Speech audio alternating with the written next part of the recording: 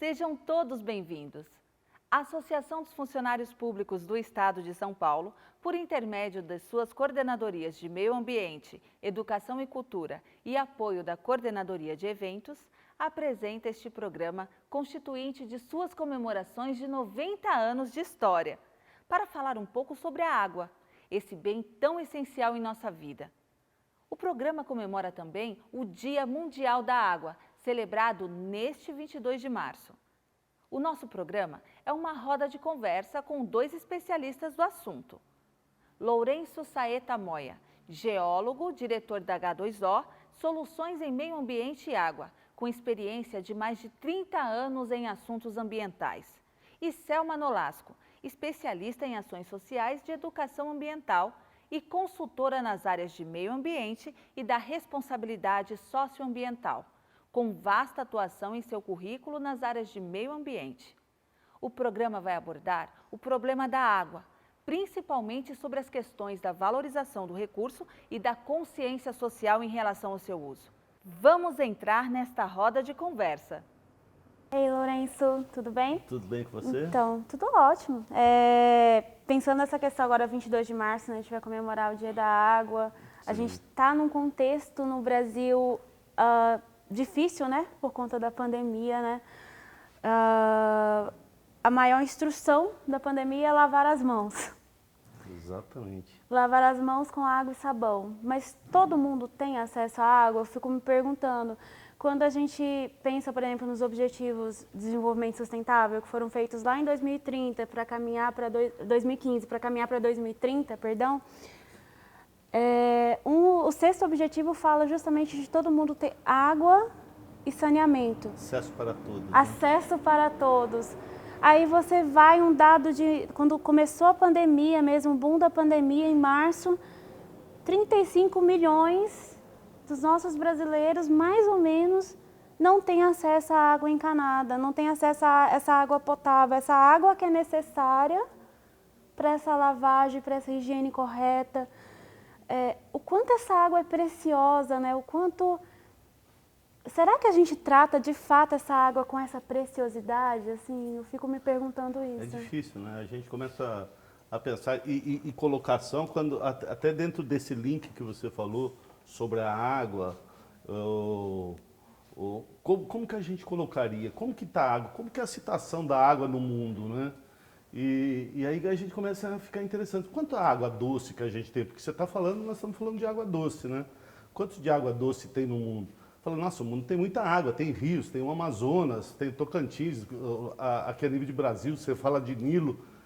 E aí, quando você vai pegar um número, toda a água que tem na Terra, 96% da água é água salgada. Opa, sobrou 4% dessa água. E desses 4%, o que é água superficial, que são esses rios que a gente tem falado? Nós estamos falando de mais ou menos 1,5% desses 4% que é água superficial.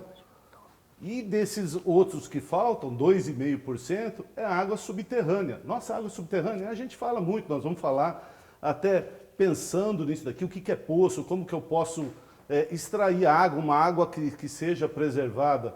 E aí a gente começa a pensar, nossa, então se eu pensar em toda a água doce disponível do mundo, nós estamos falando que a gente tem 2,5% dessa água, e essa água é subterrânea. E aí a gente começa a pensar na pandemia, né? Exatamente. Como que eu aproveito essa água, essas águas superficiais, como que elas estão fazendo? A gente pega aqui em São Paulo e começa a ver o rio. Eu consigo aproveitar essa água do rio? Como que ele está? Qual que é essa inserção dessa água, né? Uhum. E aí na pandemia, você está falando, eu preciso lavar as mãos com água e sabão. Exatamente. E quando eu falo de precisar de lavar com água e sabão, eu começo a ver que eu não tenho esses acessos, né? Quanto da cidade tem acesso, quanto tem de água potável, quanto tem de água encanada, e a gente vai chegar nesses números que você falou, né? Exato, e remete a uma outra discussão também. Será que as pessoas entendem a importância de fato dessa água? Tá, você tem acesso a pouco, mas esse pouquinho que você tem acesso, como que você tem tratado esse pouquinho? O que cada indivíduo consegue fazer, né, de uma forma pontual para valorizar mais essa água, né, que é o tema, né, da campanha do Dia Mundial da Água é valorização da água. Existem pessoas, por exemplo, que até hoje fazem uma coisa que eu particularmente considero absurda, eu fico louca, que é fritar aquele bife lá na panela lá e pegar aquele resto de óleo e ralo abaixo. Uma atitude só tão... uma observação até dentro disso que a gente está vendo. O outro dia eu estava conversando, a gente operacionaliza às vezes alguns sistemas de água, né? E eu estava no restaurante, é um restaurante pequeno, de bairro, e eu estava almoçando lá e conversando com o proprietário. Aí o proprietário estava falando, você imagina quanto de gordura, que gordura? Essa gordura de cozinha mesmo, que ele é feito, porque eles lavam a louça e tal, e ele detém, cai na caixa de gordura e ele remove por semana aproximadamente 150 litros de gordura que um restaurante pequeno usa através dessa água, que ele está usando essa água para poder lavar e jogar no esgoto, que aqui ainda a gente está recolhendo, mas não quer dizer que está tratando ainda, né? Exatamente, essa questão do tratamento do esgoto. As pessoas têm eu joguei ali no ralo, foi para o cano, foi tratado. Não é isso. O estado de São Paulo, por exemplo, que é onde tem mais recurso, se eu não me engano, em torno de 17, 18%, eu não lembro agora, não vou saber dizer... Do estado. Do estado, o número correto, de esgoto que é tratado, é muito pouco. E as pessoas, elas têm pensam assim, o que eu faço, Selma, posso fazer para diminuir isso? O que você, Lourenço? Tem empresas, tem várias formas, tem institutos, por exemplo, falando do óleo, tem institutos que recolhem gratuitamente, tem donas de casa que vivem disso, de fazer aquelas barrinhas de sabão, vão te dar aquele sabão. Existem pequenas alternativas, né, que cada um pode fazer para valorizar mais a água e as pessoas não fazem. As pessoas, eu sinto que elas esperam muito de um poder público para fazer por elas. É muita reclamação, tipo... Estou aqui sentado, estou vendo, está acontecendo, mas essa mesma pessoa que tem essa questão da reclamação é a mesma pessoa que joga o óleo no ralo, é a mesma pessoa que coloca o lixo perto do bueiro e entope. Então, tudo isso vem a questão da água, né? A gente até estava conversando, né, Lourenço, um pouco antes de iniciar aqui, essa palavra valor. A gente está aí, não que a gente vai entrar nessa discussão, mas a gente está vivendo uma época no Brasil em que a gasolina subiu muito e as pessoas estão preocupadas com isso. E a gente compra uma garrafinha dessa de água, por exemplo, uns R$4, e o custo da gasolina está R$5. São bens naturais. Só pensando que R$4 é meio litro, né? Se a gente for pensar litro por litro, nós estamos falando 8 por 4. Exatamente.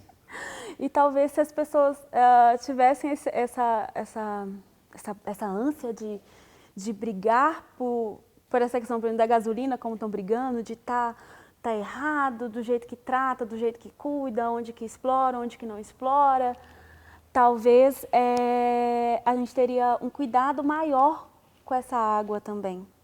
Então, é interessante, a gente às vezes vai falando sobre como ele cuidar, né?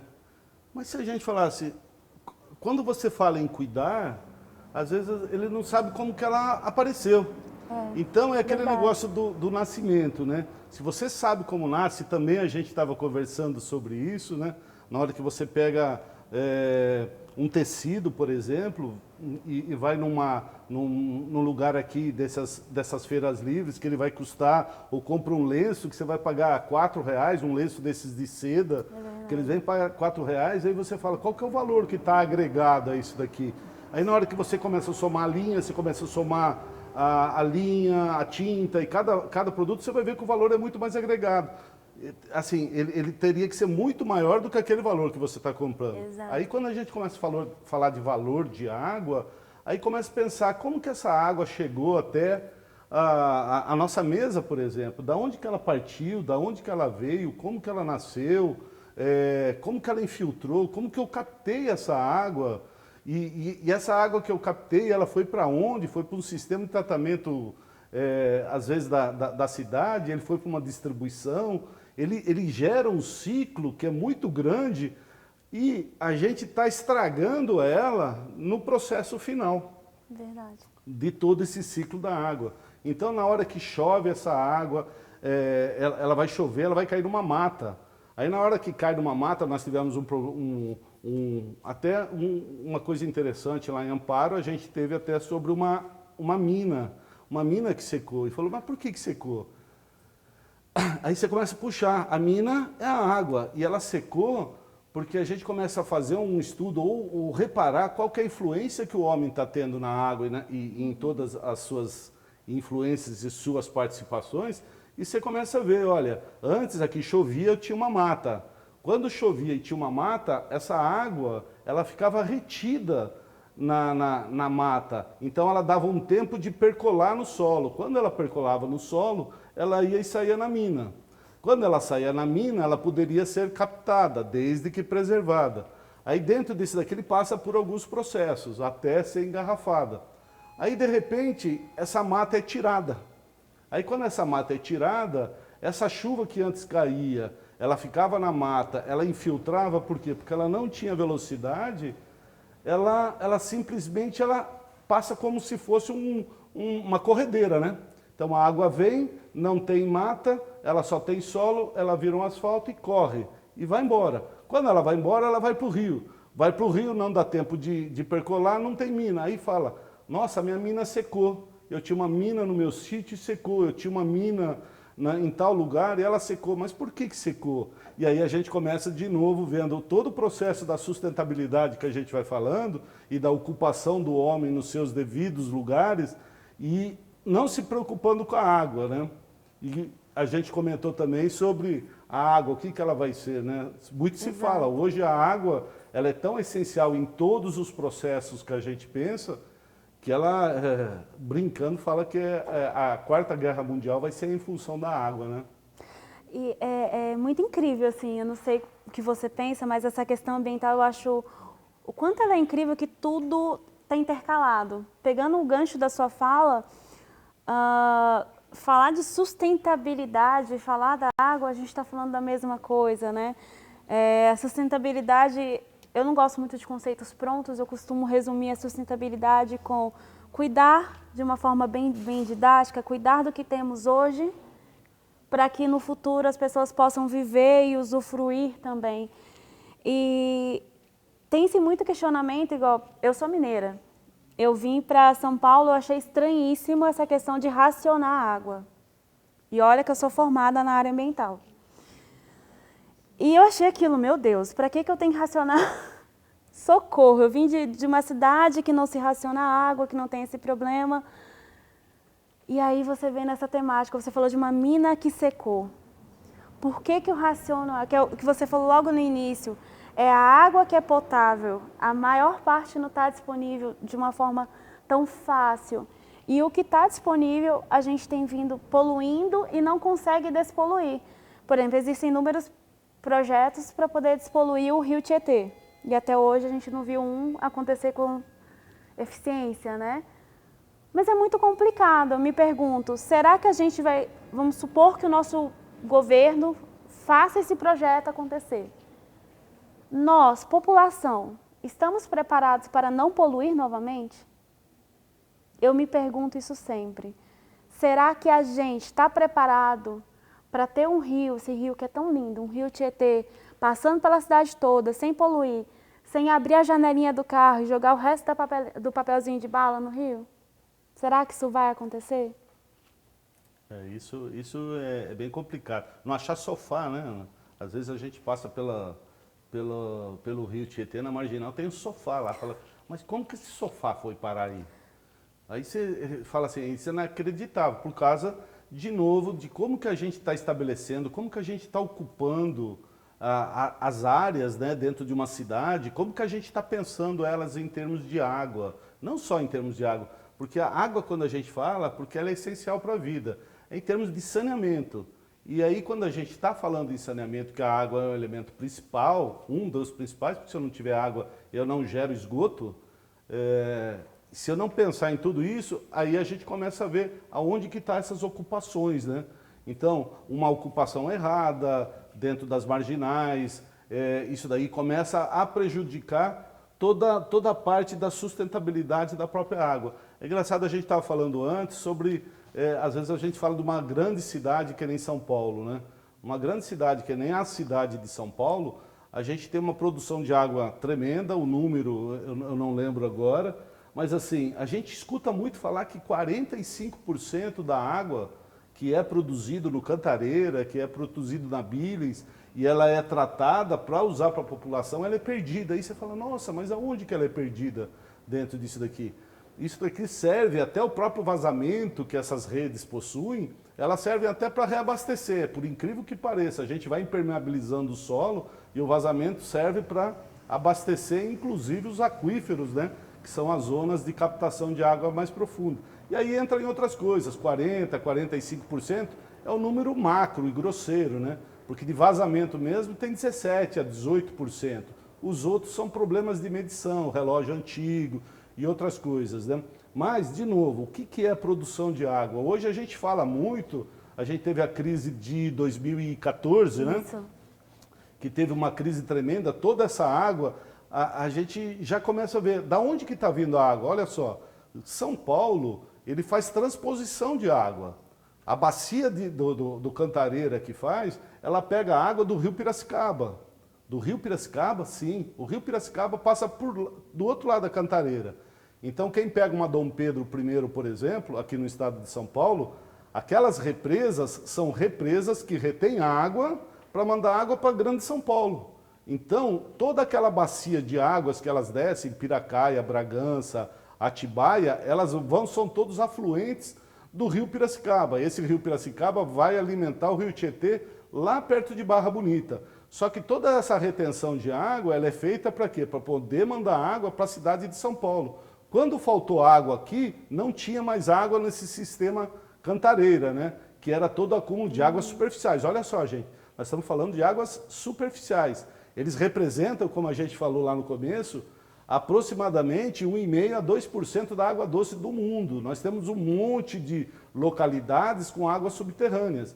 Então, quando diminuiu esse acesso dessa água lá no Cantareira, eles precisaram puxar água de outro lugar. Ah, da onde que vai pegar? Ah, eu vou pegar água lá da bacia do Jaguari.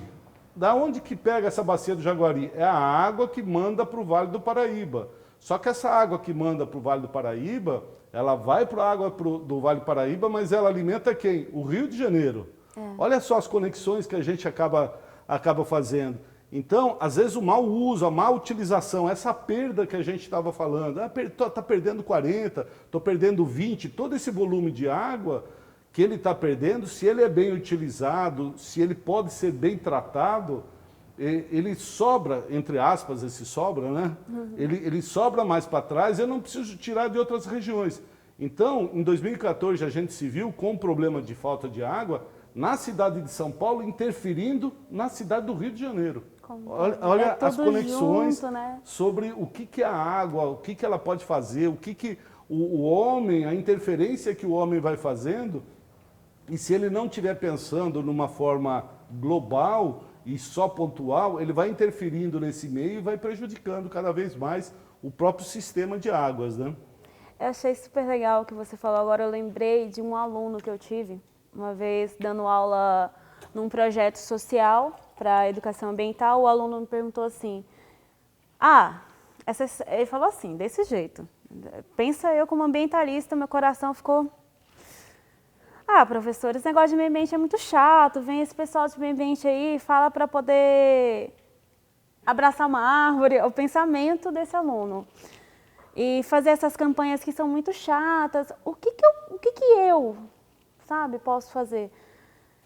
E a gente começou a bater um papo sobre, que são coisas maçantes, mas que vem essa questão da racionalidade da água. Essa crise de São Paulo foi uma crise triste, né, gente que não tinha... você precisa de água para fazer comida, você precisa de água para tomar banho, para escovar o dente, você precisa de água para tudo. E as pessoas não tinham isso. E existem ainda muitos lugares que as pessoas não têm isso. E a gente começou a conversar sobre o banho. Ontem eu estava conversando com meu namorado, tomando banho, E ele falou comigo assim, você toma banho muito rápido. Foi depois dessa conversa. Que eu falei para esse aluno que em 5, 10 minutos você conseguia fazer tudo que era necessário no seu banho. Era se escovar, enxaguar, 5, 10 minutos. E ele, professora, claro que não, eu vou lá, vou escutar minha música, né? Então você não está tomando banho, você está tendo um momento interativo no banheiro, você está desperdiçando essa água. Eu não vou saber estimar a quantidade certa, mas são litros e litros que vão embora. Em um banho é mais de 20, 30 litros, eu acho que uma pessoa, se ela demorar mais de 10 minutos, chega uns 200 litros que ela chega a mandar embora. É muita água. As mulheres, né, igual, meu cabelo é enorme, ele tá escovado, então ele tá bem baixinho, ele é desse tamanho também. Então você imagina para mexer nesse cabelo, que loucura que é. E eu vou lavar com shampoo, é 30 minutos mesmo, eu não tô brincando. Fazendo assim, enxágua, vai de novo, enxágua, vai de novo. Imagina se eu perco esse tempo com o chuveiro ligado. E as pessoas, eu acho que traz toda essa questão dessa questão técnica, mas traz essa questão dessa consciência enquanto indivíduo, o que cada um pontualmente pode fazer. São coisas tão pequenininhas, né? E as pessoas não fazem ou não querem fazer ou não se sentem responsáveis por isso. Quando você fala desses 2%, 1,5% a 2% disponível, é um e-mail meu, seu, de todo mundo, né? Todo mundo que estiver aqui vendo esse vídeo. E a ideia é essa conscientização, né? Eu gosto muito dessa palavra, valorização. Eu trabalhei numa empresa que ela dizia assim, que para você fazer algo acontecer, aquilo tem que se tornar um valor. Sim. Se aquilo não se torna um valor, você não faz acontecer. Mas para você fazer acontecer, você precisa entender sobre aquilo. Então não adianta também a gente, que é a ideia aqui, né, passar mais conhecimento, virar para alguém e falar, faça isso, se a pessoa não entende a importância de fazer aquilo. Qual que é a importância de valorizar a água?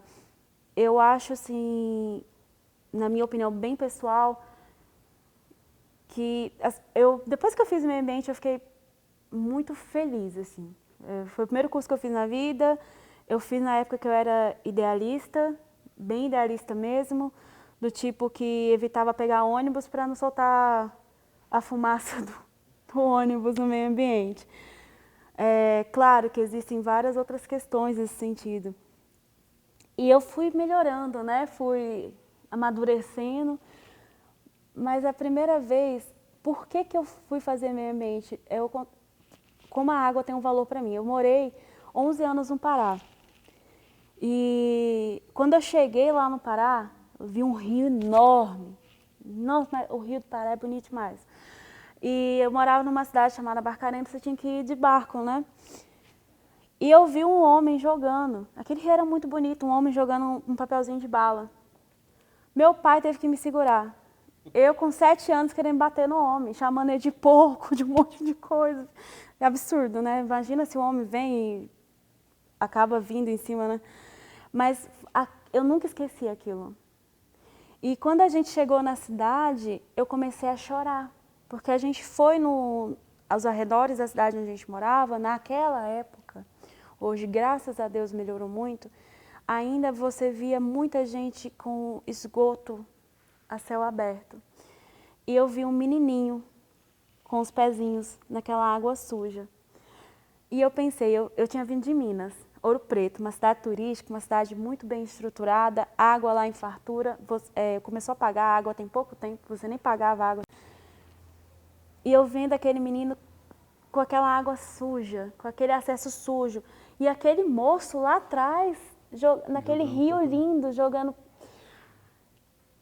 Então a água se tornou um valor para mim. Eu acho que todo mundo deveria tentar fazer essas nuances de o que é valor para você, né? Exatamente. Aí, fazendo até um link disso que você falou e alimentando até esses dados, por exemplo, você falou de tomar banho. Nossa, fica tomar banho, o pessoal toma. E quando você coloca na louça o pessoal lavando louça. Verdade. Ele lava a louça, pega aquele monte de louça, fica com a torneira lá ligada e lavando louça. Qual é a quantidade de água que isso daí vai demandando?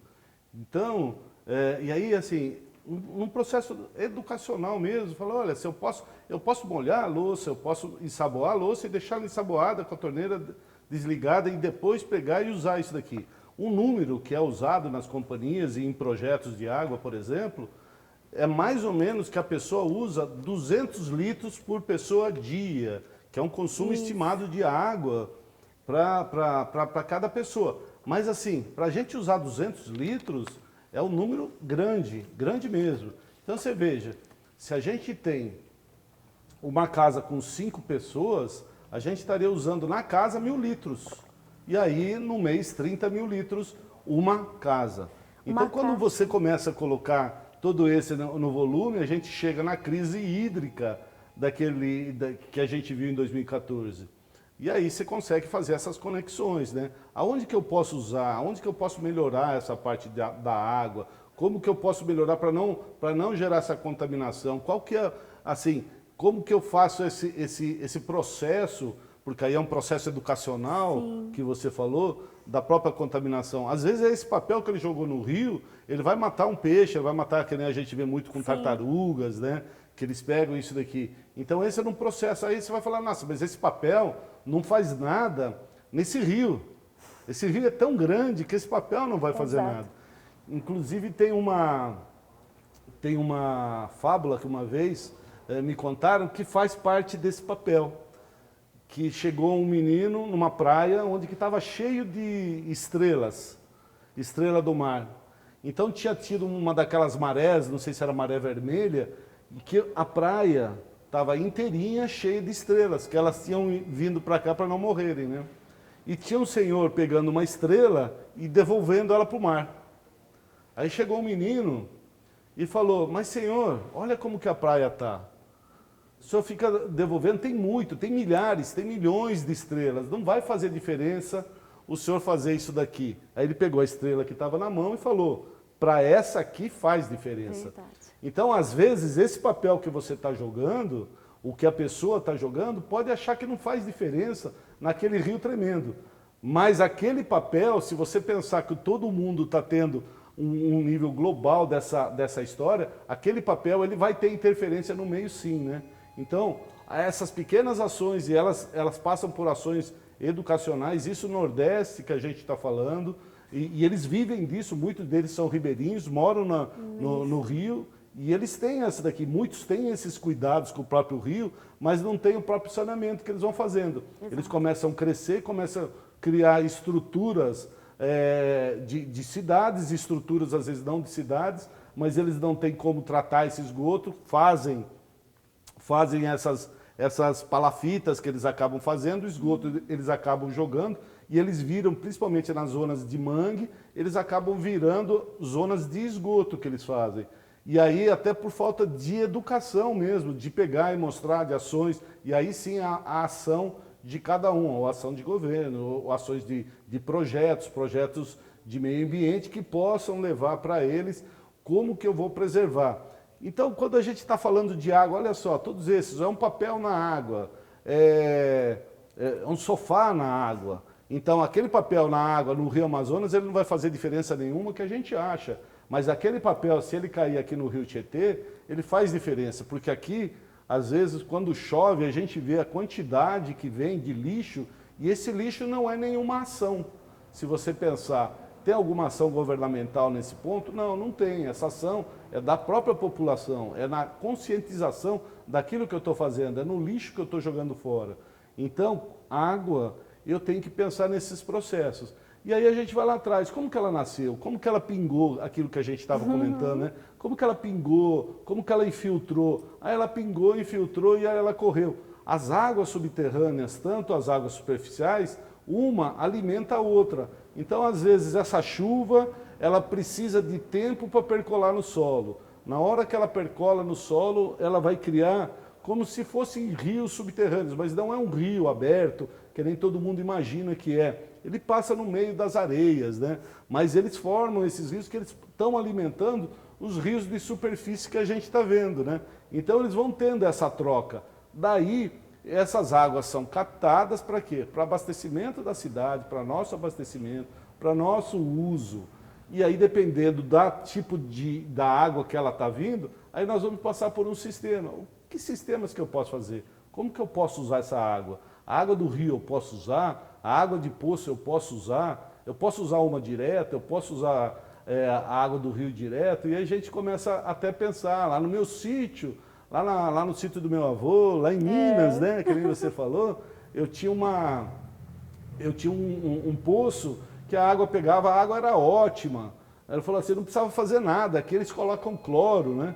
E aí a gente pensa, mas e o cloro? Eles estão contaminando a água com cloro ou estão limpando a água com cloro, se minha água é limpa? E aí a gente começa a entrar em outras coisas, que é o tratamento dessa água, ou a manutenção da qualidade dessa água. Quais são os parâmetros que eu tenho que fazer para poder manter com que essa água fique potável? Então, às vezes eu pego uma água de rio. Essa água de rio, pelas estações de tratamento, elas vão passar por sistemas de floculação, sistemas de filtração, que são vários sistemas de filtração. Numa linguagem assim, eles vão passar até ela ficar límpida, cristalina, para poder ser abastecida para as cidades. Aí ela é clorada. Por que ela é clorada, que muita gente até reclama? Nossa, água clorada, esse gosto de cloro parece que boa, eu não quero essa água daqui. Ele vai lá e coloca um filtro na saída dessa água para tirar o cloro. E aí, às vezes, ele não sabe também, a nível informativo, que esse cloro, é que assim, as quantidades que incomodam, mas a função dele é manter essa asepsia dessa água, é manter essa água limpa. Mas como manter a água limpa? A água já não é pura? Não, a água é pura, do meu poço já não é pura. E às vezes eu faço até um exemplo. Falo, olha, a água saiu do seu poço, foi para a sua caixa d'água.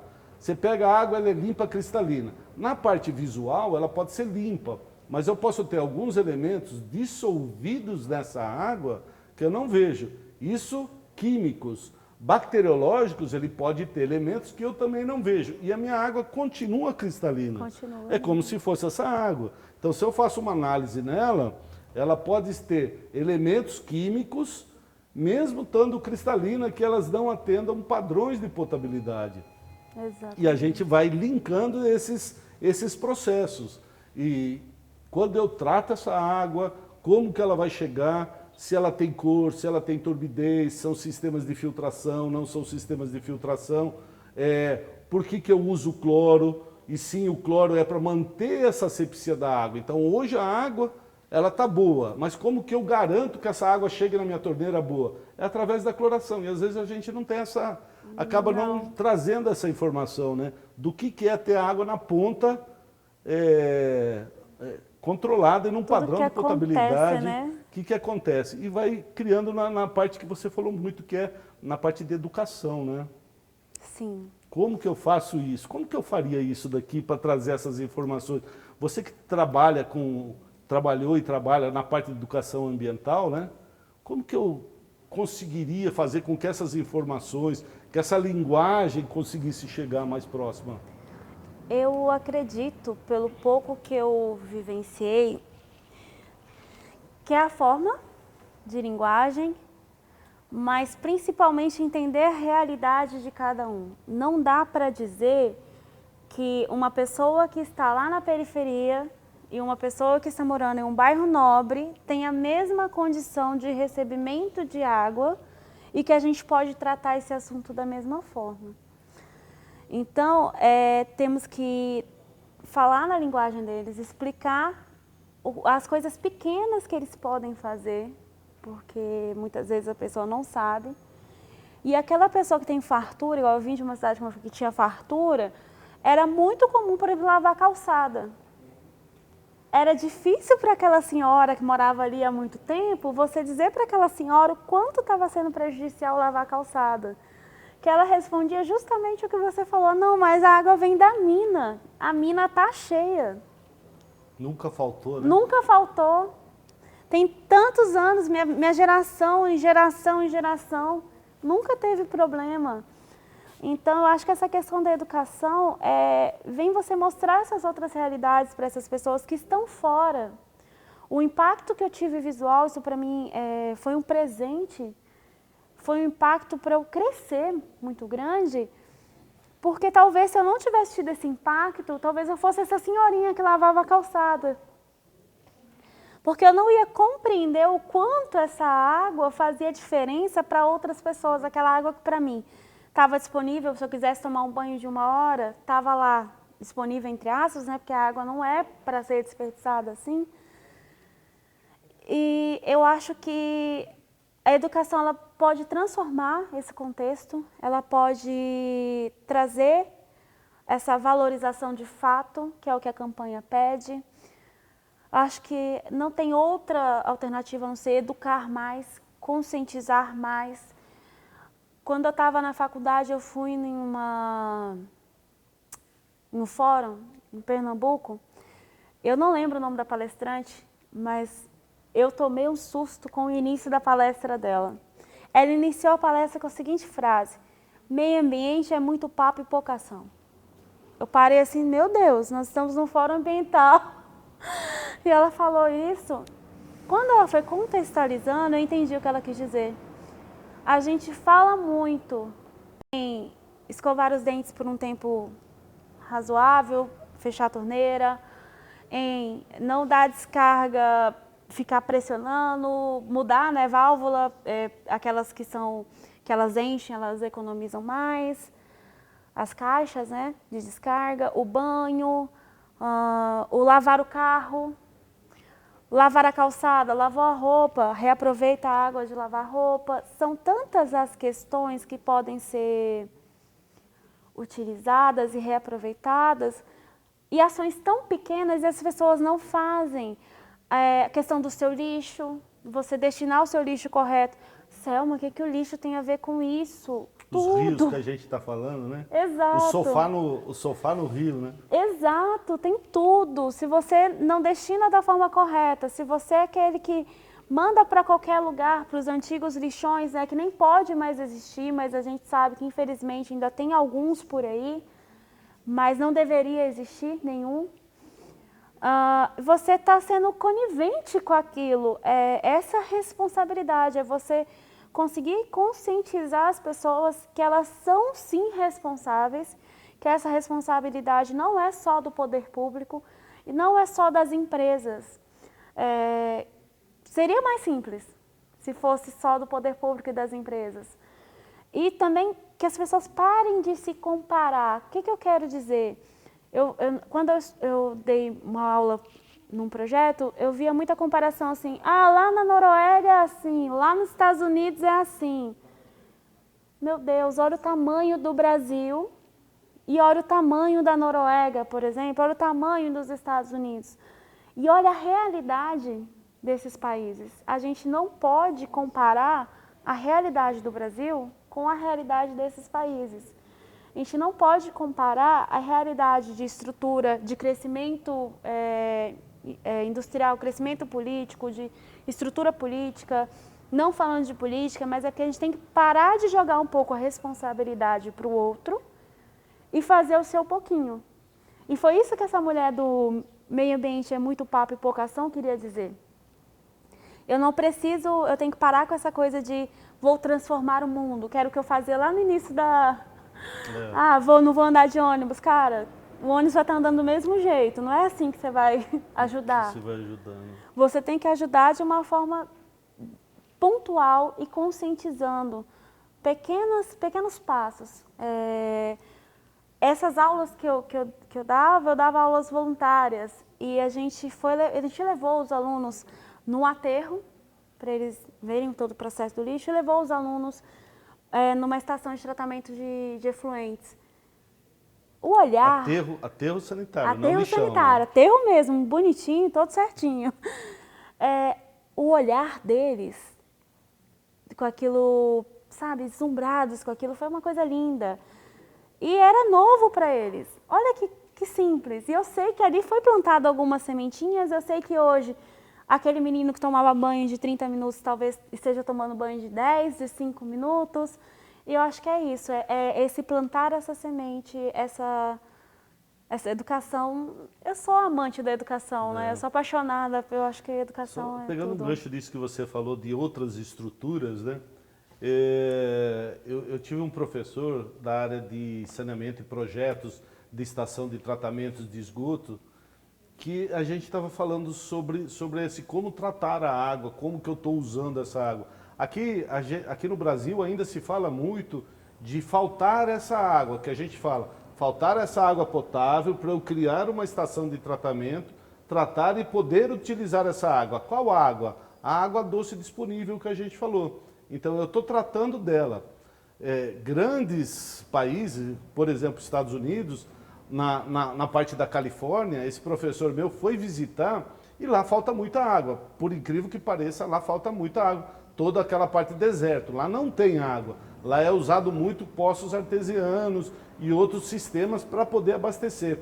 Ele estava contando um case para a gente, que ele foi fazer uma visita numa estação de tratamento de esgoto.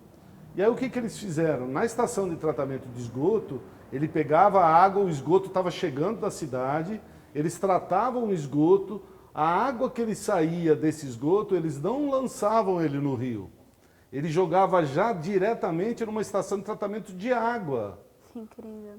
E aí ele faz o que a gente chama de reuso direto. Ele pega o esgoto, trata ele depois com uma estação de água e gera ela de água potável. Inclusive o caso que ele quis contar é que ele entrou na estação de tratamento de esgoto, vendo o esgoto entrar, e no final eles estavam tomando um café e tomando água, eles falando, pois é, essa água que você está tomando é aquele esgoto que você viu, né? O Brasil ainda não está tratando, até pela disponibilidade de água que ele tem, águas superficiais, águas subterrâneas. Sempre que a gente fala de disponibilidade dessa água, nós estamos falando bem dessa água sem utilizar o esgoto ainda como uma fonte. Porque outros projetos que estão sendo feitos já sustentáveis, de prédios comerciais, prédios residenciais, o que já são feitos? Essa água, por exemplo, as casas, as residências, todas elas, se todo mundo pegar a conta dele, ele vai ver que aproximadamente 40% da conta dele é esgoto e 60% é água. Então, se eu tiver R$1.000 de conta, eu tenho 600 de água e 40 de esgoto. E o que é feito com essa água de esgoto daqui? Ela é devolvida para o rio. Se você pudesse aproveitar essa água, que são águas que elas podem ser chamadas de águas cinzas, né? Ou águas negras, né? As águas cinzas são águas como que fala, de lavagem, de máquina de lavar, de pia, que elas não passaram pela parte de esgoto, ou as águas negras, né? Se eu puder tratar elas e reaproveitar, a gente estaria diminuindo a necessidade de gerar uma disponibilidade dessa água. Ah, mas como que eu vou fazer? Eu vou usar essa água de esgoto aí para poder tomar? Não, eu tenho outras posições que podem ser feitas. Então existem já prédios comerciais novos que eles estão sendo feitos, as águas que eles usam, ele passa por uma estação de tratamento de esgoto no próprio prédio e elas são recalcadas em outro reservatório separado, que a água dos vasos sanitários são lançadas com essa água de esgoto tratado. Ou seja, você não usa uma água potável para lançar e para lavar isso daqui na parte de esgoto.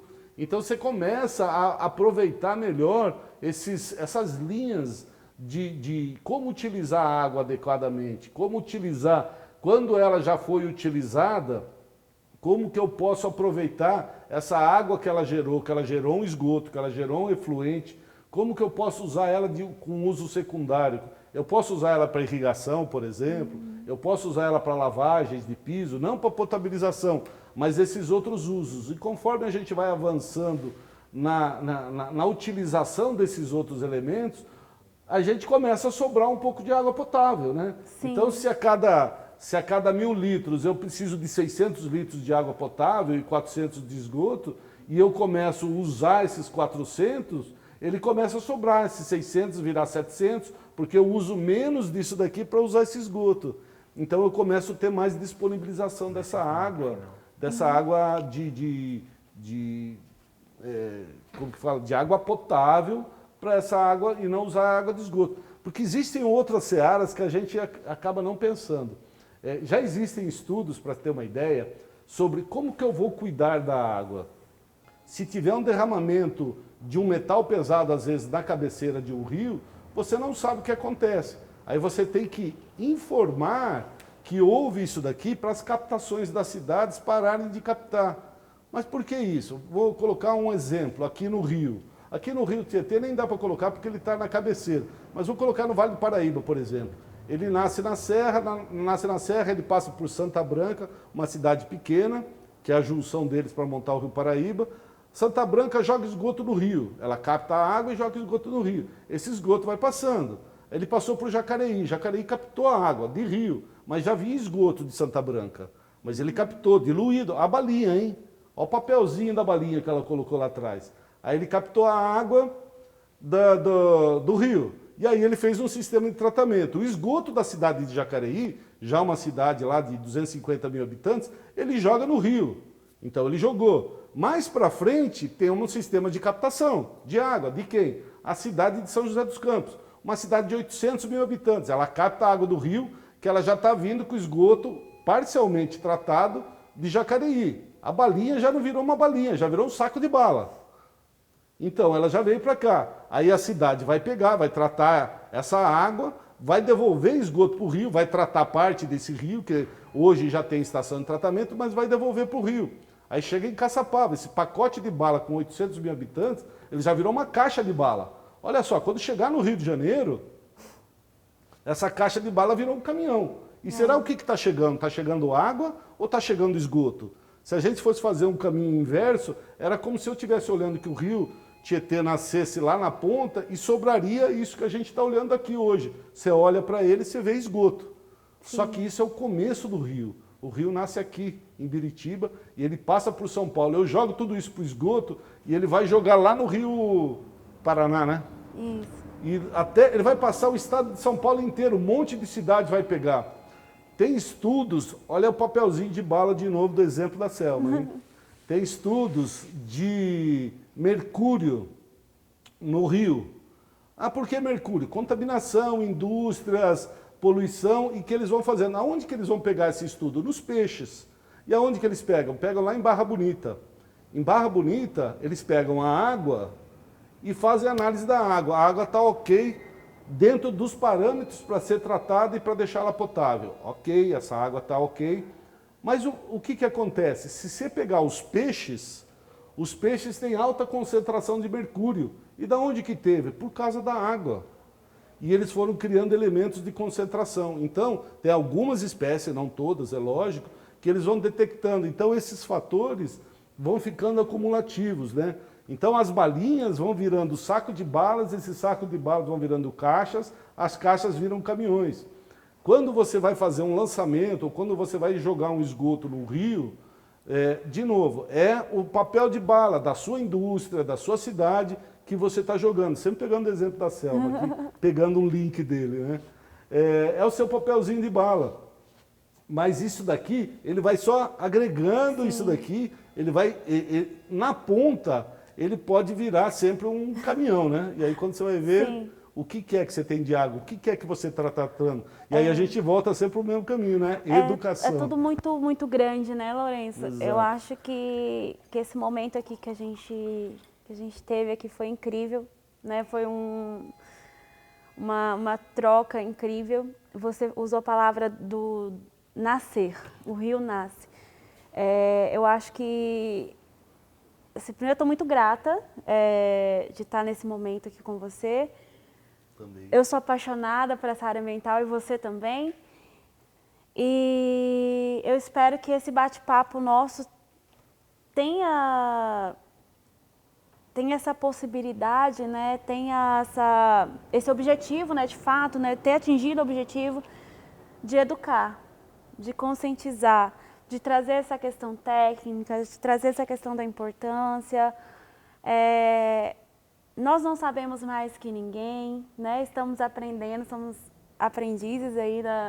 Todo dia a gente aprende um pouquinho, mas que as pessoas tenham realmente essa consciência, que elas parem de tratar a água de uma forma tão banal.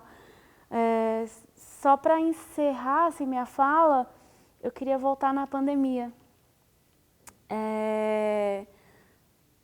Eu nunca vivi um momento, até me arrepio em falar disso, em que se tivesse que valorizar tanto a água?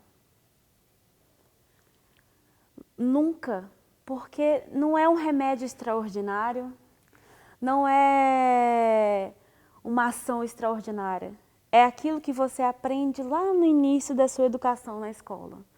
Lavar corretamente as mãos. Exatamente. Então, o que é isso aqui, né? A pandemia ela nos trouxe essa reflexão. É incrível ter colocado assim, valorização da água. Então, acho que de tudo a gente tem que extrair o bem, de tudo a gente tem que extrair a positividade. E se é que existe algo bom, né, de tudo isso que a gente está vivendo, é muito sofrimento que a gente está tendo, vamos extrair isso, esse aprendizado, um dos.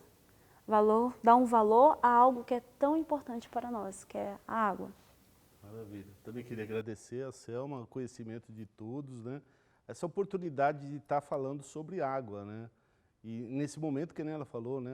A água, ela, de repente, ela apareceu um elemento tão importante no meio da pandemia. E quando a gente começa a falar, se eu não tiver essa água com possibilidades de fazer uma higienização adequada, esse processo de pandemia eu não estou melhorando, né?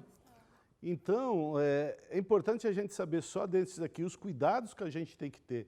E quando a gente bebe um pouquinho de água, a gente está bebendo um pouquinho de vida, né? E a responsabilidade é de todos nós. Então, gostaria de agradecer e gratidão aí por esse momento. A Associação dos Funcionários Públicos do Estado de São Paulo agradece sua companhia nesta roda de conversa, ao mesmo passo que se congratula com os nossos dois convidados, Lourenço Saeta Moya e Selma Nolasco, pela disponibilidade e pelos ensinamentos que nos trouxeram. Até a próxima programação!